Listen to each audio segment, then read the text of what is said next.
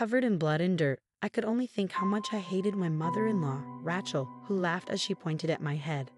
I had collapsed from heat stroke while cleaning the yard under her orders, hitting my head on a garden rock. Blood oozed from the wound, sticking to my palms, and I felt dizzy and nauseous. Driving or even walking was out of the question, so I called an ambulance.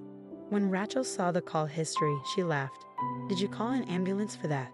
Young people these days are such a hassle. It's because of idiots like you that those who really need it suffer. You should have gone yourself." She dragged me by the arm, forced me to stand, and shoved me into her car. Although furious with Rachel for calling me dirty, I was grudgingly grateful she was taking me to the hospital. I thanked her reluctantly. "Thank you for dragging me around, injured." "It's fine. You're supposed to go to the hospital by yourself." She laughed as she steered the car.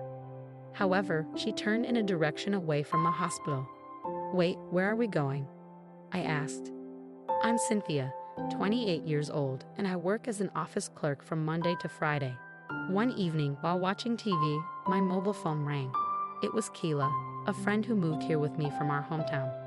"Cynthia, are you free after work next Friday?" Kayla asked. "We often went out once or twice a month. There's a dinner party. Want to come?" I had no particular plan, so I agreed. At the dinner party, I met my husband Walter, who was 4 years older than me. We both loved traveling and hit it off while sharing travel stories, exchanging contact information. From then on, Walter and I called and texted every day and started hanging out on our days off. Time with Walter was always fun, and we quickly grew closer. About 6 months later, we started dating. After 2 years together, we got married. Soon after our marriage, Walter was transferred, and I quit my job to become a housewife. Given Walter's job at a big corporation, future transfers were expected. We began looking for a new place to move when Rachel, my mother-in-law, called. "Cynthia, do you have a moment?" she asked. "Yes, I do," I replied. "I heard you're moving here. Would you consider living with us? It's tough for me to support Theo alone, and it would be reassuring to have you with us." Initially, we had declined since father-in-law Theo's injury wasn't serious, but knowing Theo's kind nature, we worried and decided to move in. My in-laws' house was so large it could have been a guest house. We wouldn't have to worry about space. I had met Theo several times while dating Walter, and we bonded over our love for sweets. About a month after moving in, Theo's injury was healing, but he dropped a heavy object on his leg, causing a fracture. He needed surgery and had to be hospitalized for about 6 months. After completing the hospital admission process and bringing him clothes, I returned home to find Rachel at the entrance. "Rachel, I'm back. I'll start preparing dinner right away," I said, smiling. But she glared at me. "How long is this paperwork going to take? Your slowness is maddening," she said coldly. I stood frozen, unable to comprehend what had happened. "How long are you going to just stand there? Get moving and start making dinner," she barked. Rushed by her words, I hurried to the kitchen. From the day Theo was hospitalized, Rachel, who had been kind until then, transformed completely. I thought she was just in a bad mood, but from that day on, she began to harass me behind Walter's back. When Theo was home, Rachel would prepare breakfast, while I was in charge of lunch and dinner. Now I was responsible for cooking all 3 meals and managing all the household chores. Rachel, on the other hand, stopped doing any housework, spending her time watching TV or sleeping in.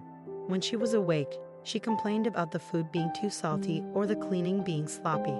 Cleaning the large house took a considerable amount of time, but the hardest part was managing the garden and the field. Given the rural setting, both were large and weeding was a constant struggle. Previously, a service had been hired for maintenance, but now I was managing it alone. If even a little weed was left, Rachel would scold me. At first, I endured it, but fearing I wouldn't have time for children if this continued, I consulted Walter. Walter believed me and warned Rachel, "Not even reflecting on your own insufficient work, and you enlist Walter on your side? If Cynthia could just manage the housework more efficiently, this would all be resolved. Do you really want to paint me as the villain?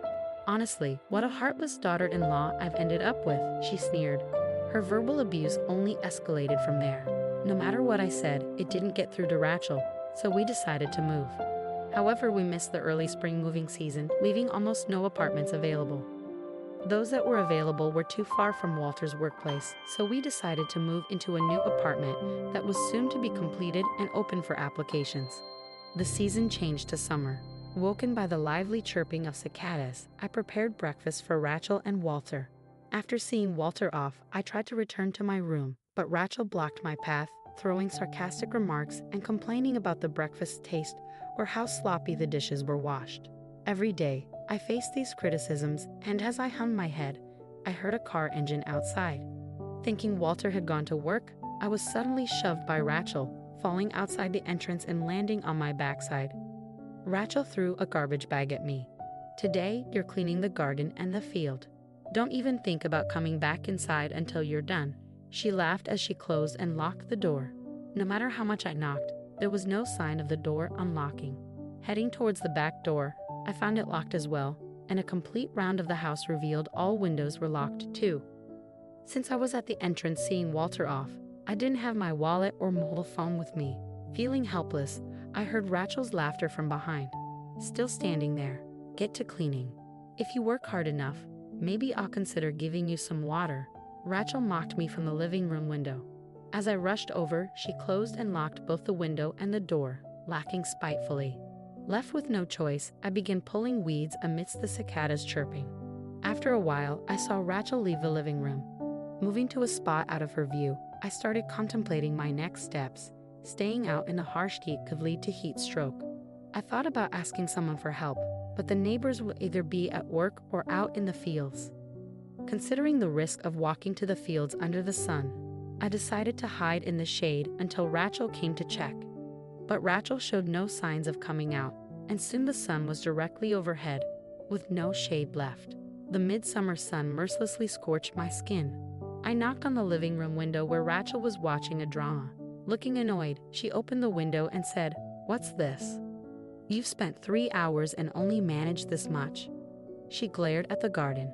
In the midst of this unbearable heat, I begged desperately for water and a hat, but Rachel just laughed mockingly. "Then just pull out that big weed over there by the garden stone.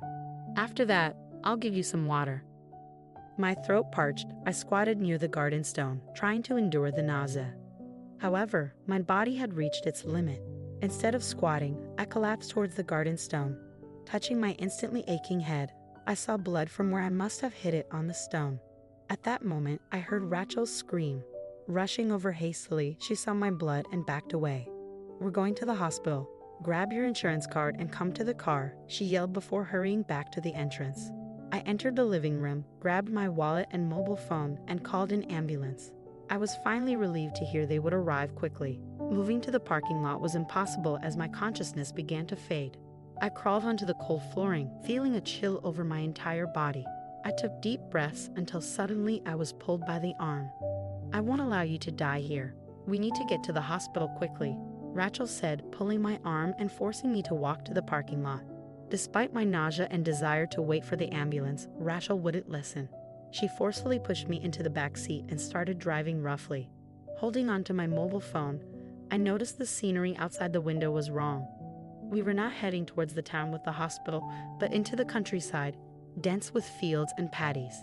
Minutes later, Rachel stopped the car and dragged me out, surrounded by fields with no one around due to lunchtime. Rachel's ugly smile grew as she forcibly took my tightly gripped mobile phone. Young people these days call an ambulance for a little blood. Have you ever thought about what the neighbors will say if they see an ambulance in front of the house? Nowadays, idiots call ambulances for ridiculous reasons, putting those who really need help at inconvenience. Such a foolish daughter-in-law needs to be disciplined. "Walk to the hospital and don't be so spoiled," she said, taking my mobile phone and putting it in her pocket. She dragged me, nearly powerless, towards the fields, with only the rice paddies below and no one in sight. "Please stop," I begged. Despite my desperate pleas, Rachel only laughed with a nasty smile. Saying nothing, she pushed me with all her might. I fell, pain surging through me from the impact. Satisfied with my moans, Rachel laughed and got back into the car without looking back. "Wait, please wait," I cried, holding my aching head, but all that receded was the sound of the engine as Rachel left me in the fields and drove away. I closed my eyes to escape the piercing sunlight. Without a mobile phone to call for help, and no ambulance expected to come to such a remote place. I felt hopeless. Being in a field below the road level meant no one could see me. The thought of possibly dying was my last before consciousness turned black. My eyelids fluttered open, bringing a white ceiling into view. Looking around, I saw the clean bed and realized I was in a hospital. Walter. I spoke to Walter, who sat beside the bed holding my hand and laying face down. Walter quickly lifted his head. "Cynthia, I'm so glad you're awake." He hugged me, tears in his eyes. He had stayed by my side the whole time I was unconscious. Confused, Walter explained why I was there. I hadn't died but had fainted from heat stroke. Luckily, the owner of the paddy field, who had come back early for lunch, found me. They called an ambulance in a panic. I was in a dangerous condition and was taken to a nearby large hospital where my life was saved. Hearing the hospital's name, I realized it was where Theo was hospitalized. Theo had come to check on me several times, worried, so I thought I'd thank him later. Then my thoughts turned to Rachel. "Walter, what about her?" Walter gripped my hand tightly and began to speak with a stern face.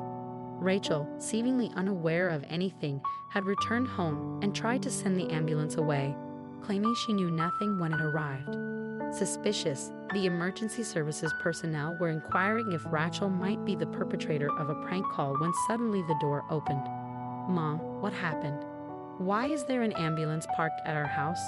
It was Walter who had rushed in. He was supposed to have the day off but had gone to work due to an unavoidable task and had returned home as planned in the early afternoon. The emergency services explained that they had come to the house in response to a call about someone with heat stroke symptoms and bleeding from the head. But since I, the caller, was nowhere to be found, they were speaking with Rachel. Surprised by their ominous tone, Walter immediately called my phone. At that moment, Rachel, sweating and smiling nervously, grabbed Walter's arm. "I remember now, shopping. I said I was going out for lunch supplies, so she should be back soon, right?" Walter was not the only one who felt suspicious. "Sir, please call your wife," said one of the emergency services personnel. "Didn't you hear? She said she'd be back soon." As soon as the emergency services person said that, Rachel lunged at them, confronting the man aggressively. Meanwhile, Walter dialed my mobile phone.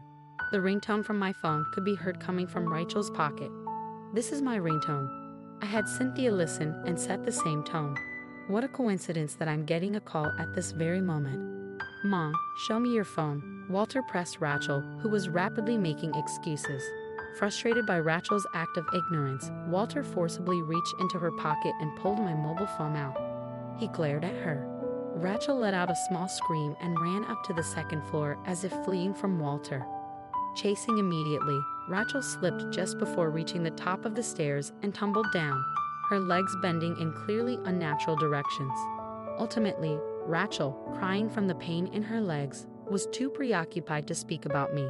The emergency services said they would contact the police to start a search, and Walter readily agreed. Unable to leave Rachel in that state, they reluctantly took her to the hospital by car. Upon arriving at the hospital, Walter found me by chance. If I hadn't been at the hospital, they were planning to contact me after I woke up to hear what happened. But finding me by chance, Walter left Rachel to the doctors and stayed by my side the entire time. "Cynthia, I'm sorry. I never thought Mom could do something like this. She's mean, but not violent, not like this. I'm really sorry for putting you in danger. I'm just glad you're alive." Walter apologized with tears streaming down his face. Fortunately, the cut on my head wasn't serious, and the bleeding had stopped by the time I was brought to the hospital. The heat stroke was more severe, and I was still on an IV, but it was nearly finished. If there were no dizziness or other symptoms, I could go home. Thinking about returning to that house made me feel heavy. Then I wondered what had become of Rachel since coming to the hospital. "It's not your fault, Walter, but I can't live with her anymore." "What happened to her?" I asked while stroking Walter's crying back. Walter, looking slightly uncomfortable, replied, "Actually, she's in the room next door due to bed availability." Rachel was currently next door. I could feel my heart racing, considering what might have happened if I hadn't been found. The thought made me shiver with fear and anger. Mom broke both her legs and will be hospitalized for a while. "She's definitely being punished," Walter said with a grim face. I couldn't stay silent. "Walter, I'm going to Rachel's room now," I said as I got out of bed, stable on my feet. Walter accompanied me to the next room. The room was empty except for Rachel. I walked up to her bed and said, "What a terrible sight. Do you understand a little now why someone might want to call an ambulance?" I glared at her. Upon seeing me, Rachel spat out, "You look well enough." It must have been all an act, and refused to even make eye contact. Unable to contain my anger, I retorted, "I'm only well because an ambulance was called right after. If not, I might not be here today. Meeting you now, I see you have no remorse for what you've done. I will sue you. Be prepared." Rachel hurled insults, calling me a failure of a daughter-in-law, and screamed, "I won't allow you to sue me." But I ignored her and left the room. I was discharged the next day. I immediately went to view a new apartment I had applied for and decided to move in the same day. We packed our things without any rush and moved out of Rachel's house. In the meantime, Walter had hired a lawyer and arranged to sue Rachel. When we went to Rachel's room with the lawyer, she looked shocked at first, but then began to scream in anger. "Do you even realize what you're doing? Is it so wrong for a young person to clean the garden? Getting heat stroke was your own fault." Honestly, it's tough to sue without direct evidence of what happened before Cynthia collapsed, the lawyer said, "but we have the call history from Cynthia's phone requesting an ambulance." After that time, we saw Mom with Cynthia's phone, not to mention Cynthia's blood in Mom's car. We plan to pursue these points in the lawsuit. Shocked by Walter's cold words, Rachel broke down crying, hurling insults at me. "Say whatever you want, but be prepared for additional compensation for slander or defamation," I said firmly, leaving Rachel crying helplessly. We left the rest to the lawyer and moved to our new apartment, enjoying a peaceful life just for the two of us. 3 months later, Rachel called. No one had provided Rachel with a mobile during her hospital stay, so I had forgotten to block her number. Seeing Walter nod, I hesitantly answered the call. "Why is nobody home? This is your house, right? Come back home with your son. Theo and I have injured our legs. We need someone to take care of us. Even someone as dumb as you should understand that it's a wife's duty to care for her in-laws, right?" Just as Walter was about to yell, we heard Rachel laughing over the phone. "And return the money I lent you quickly. Complaining about compensation after borrowing from your parents. I never understand what goes through the mind of a stupid woman. I'll have to properly educate you again on that rotten mindset." Even though I took a few seconds to absorb Rachel's words, I still had no idea what she was saying. From what Rachel continued to say, it seemed that she thought the compensation she paid me was money she lent me. Confused by Rachel's words, Walter grabbed the phone. "The only one with a rotten mind and attitude here is Mom. We want nothing to do with you anymore. Don't ever come back. Don't ever meet us again. Look up the meaning of compensation in a dictionary. Stay out of our lives forever," he yelled before hanging up and immediately blocking her number. Walter even deleted Rachel's contact information. Although we had settled with Rachel through compensation, I decided to report her actions to the police. It turned out Rachel was already being sued by the owner of the rice field. My fall had disrupted the rice planting, significantly affecting the harvest, and damaged the pump used to manage water in the field. The owner was furious. Rachel, having paid me compensation, was nearly broke and unable to repay her debts. That's why she demanded the money back from me, but it was no longer my concern. I had visited the owner with a fruit basket as an apology, but they laughed it off, saying the person who pushed me was to blame. Eventually, Rachel had to take out a loan to pay a settlement to the owner and was working hard to repay it. Rachel was also facing divorce from Theo and had been kicked out of her home. She never changed her view of me as the one who took her precious son away. It seemed Rachel couldn't stand the sight of Theo and me getting along well. She mercilessly tasked me with chores while Theo was hospitalized, trying to teach me a lesson about who held the upper hand. As a result, her actions almost led to manslaughter, causing even Theo to disown her. After the division of property, Theo sold the family home and moved. Rachel, left without a home, now struggles through her days in a terrible state. She is still looking for Theo, but she will never find him because he is now living with us. We're staying together until Theo decides on his next place without letting Rachel know, of course. Theo has safely been discharged from a hospital and has improved enough to go for daily walks as part of his rehabilitation. His everyday activities have slowed down a bit, but he doesn't require live-in care. So we've chosen to stay close and watch over him. Theo and I continue to have a great relationship, and for a change of scenery, we often go on trips or dine out together on our days off.